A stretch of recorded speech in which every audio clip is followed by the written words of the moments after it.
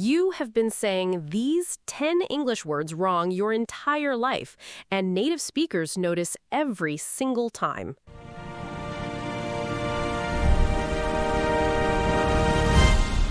You think you know English pretty well, right? You watch American TV shows, you read articles online, you chat with native speakers. But there are 10 words that almost everyone, including native English speakers, uses completely wrong every single day. And today, we are going to go through all 10 of them. And I have to be honest right now, before we even start, I was getting some of these wrong until just a few years ago. So if you make these mistakes, do not feel bad. You are in very good company. Very good company, Alex, for example. Exactly. Hi, I'm Alex. And I am Emma, and this is Fluent English Podcast, the show where two Americans just talk about real topics in real English so that you can learn by listening. No textbooks, no boring grammar charts, just conversation. And today's conversation is going to make you think twice the next time you open your mouth, in the best possible way. Okay, so let us get into it. Word number 1. And this one, Alex, I feel like you have a personal story about this. Oh, I literally do. And that is actually the word, literally. Yes. Okay, so literally is probably the most misused word in the English language right now. And I was 100% guilty of this. When I was in high school, I used to say things like, I literally died laughing, or I am literally starving. And obviously, you did not die, and you're probably not actually starving. Right, so literally means something actually happened in real life, for real, not as an exaggeration. If you say, I literally ran 5 miles this morning, that means you actually did it. But people use it now just to make things sound more dramatic. It became a word people use for emphasis, and the funny thing is, even some dictionaries now accept the informal usage, where literally can mean figuratively, which drove a lot of language people absolutely crazy. It did, but here's the simple rule for English learners. If you want to sound clear and correct, use literally only when something actually truly happened. I literally forgot my keys at home. That means it really happened. Perfect. Okay, word number 2, and this one comes up so much in movies and TV shows. Ironic. Oh, this is a big one. People say that is so ironic about things that are just coincidental or surprising, but irony is actually more specific than that. So true irony means the opposite of what you expected happens. Classic example, a fire station burns down. That is ironic because a fire station is supposed to stop fires, not have one. Or a police station gets robbed. Exactly. Now here is what is not ironic. You're running late and then you hit every red light. That is just bad luck. That is not irony. That is just an unfortunate coincidence. There is actually a famous song called Ironic by Alanis Morissette, and the joke among English speakers is that most of the examples in the song are not actually ironic. Which some people think is itself ironic, a song called Ironic with no real irony in it. See, now that is ironic. That is actually ironic, yes. Okay, word number 3. Nauseous. Now, this one is interesting because the mistake is so common that the rules have actually started to shift, but let us explain the original difference first. So traditionally, if you say, I feel nauseous, you're technically saying that you cause nausea in other people, like you make others feel sick. The correct word for feeling sick yourself was supposed to be nauseated. I feel nauseated means you personally feel like you might vomit. Sorry for that image. No, it's a podcast about real language. We go there. But here's the practical truth. Almost everyone says, I feel nauseous now, including doctors, and most people accept it. So this is one of those cases where the language has evolved. But if you are writing formally or taking an English exam, it's still good to know the traditional rule. Nauseous causes nausea. Nauseated means you feel it. Great. Okay, word number 4, and this one I want to take. Affect versus effect. This is the one that even native speakers get wrong in writing all the time. All the time. Even professional writers sometimes pause and double-check. So here's the simple version. Affect is almost always a verb. It means to influence something. The cold weather affected my mood. The weather did something to my mood. And effect is almost always a noun. It is the result. The cold weather had a negative effect on my mood. The effect is the thing that was caused. A simple trick I learned. Affect is the action.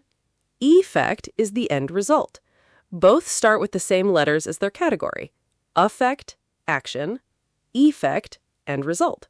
That is actually a really good trick. I'm going to use that. You are welcome. I learned it while studying, actually. In Spanish class, they talked about cause and effect a lot, and that is when it clicked for me. Wow. Speaking of studying languages, I have been struggling with French lately. There are words in French that look like English words but mean completely different things. It is making my brain hurt. I know exactly what you mean. Spanish does that to me, too. They look familiar, and then they trick you completely. Right. Okay, moving on. Word number 5. Fewer versus less. This one you hear wrong every single day, probably. At the grocery store, even. Yes, you have probably seen a checkout lane that says 10 items or less, and technically that sign is grammatically wrong. It should say 10 items or fewer. Here's the rule. Use fewer when you can count the things individually. Fewer apples, fewer people, fewer mistakes. Use less for things you cannot count as individual units. Less water, less time, less money. So, you would say, I have less patience today because you cannot count patience. But you would say, I made fewer errors on the test because you can count errors. And the grocery store sign should say fewer items because you can count items. 10 items, 11 items, and so on. This one is a small mistake, but once you learn it, you will hear it wrong everywhere, and it will bother you forever. Sorry about that. We're giving you a gift and a curse at the same time. That is kind of what learning a language is. Okay, word number 6. Unique. People say very unique, or really unique, or so unique, and that is not quite right. Because unique means one of a kind. There is only one. So you cannot be very one of a kind. Something either is one of a kind or it is not. You would not say very pregnant. You are either pregnant or you are not. Right. So instead of very unique, you could say very rare or very unusual or unlike anything else. But unique on its own already means it is the only one. So adding very is like saying very one of a kind, which does not make logical sense.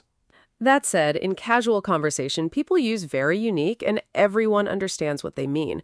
But again, for writing or formal English, keep unique on its own. All right, word number 7, and this one I personally find fascinating, enormity. People use this to mean something is enormous, like very large in size. The enormity of the ocean amazed me.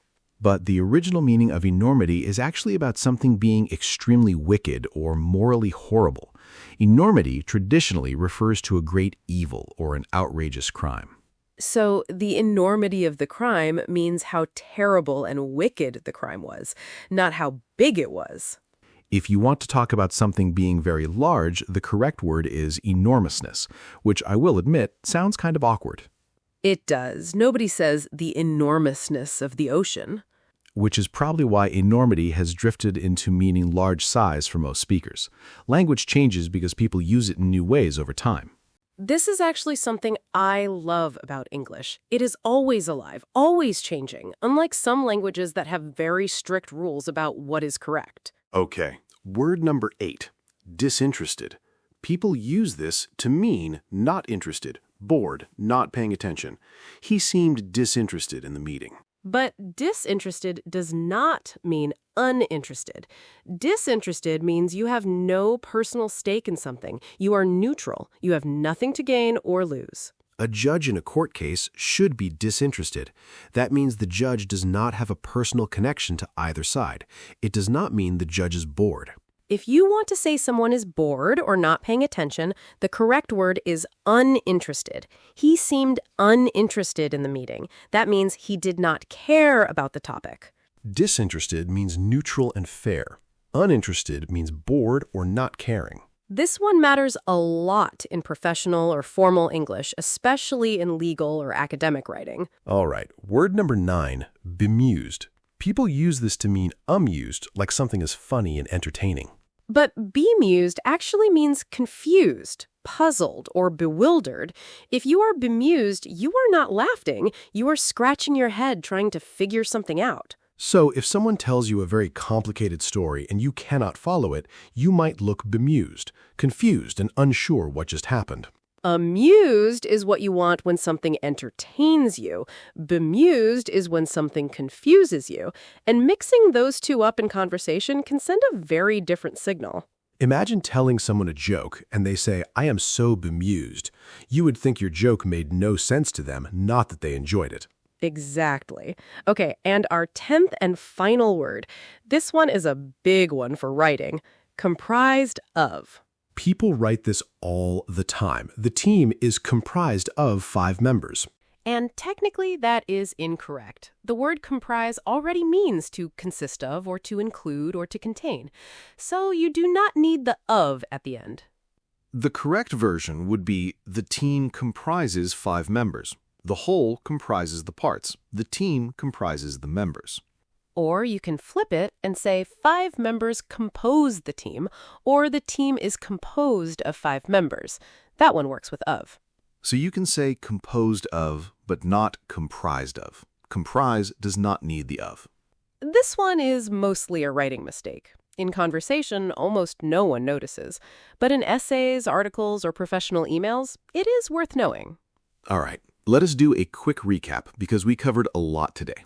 Yes, so the 10 words we talked about today are literally, ironic, nauseous, affect versus effect, fewer versus less, unique, enormity, disinterested, bemused, and comprised of.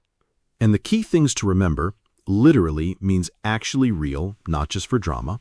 Ironic means the opposite of what was expected, not just a coincidence. Nauseous traditionally means causing sickness. Nauseated means feeling it. Affect is usually the verb. Effect is usually the noun.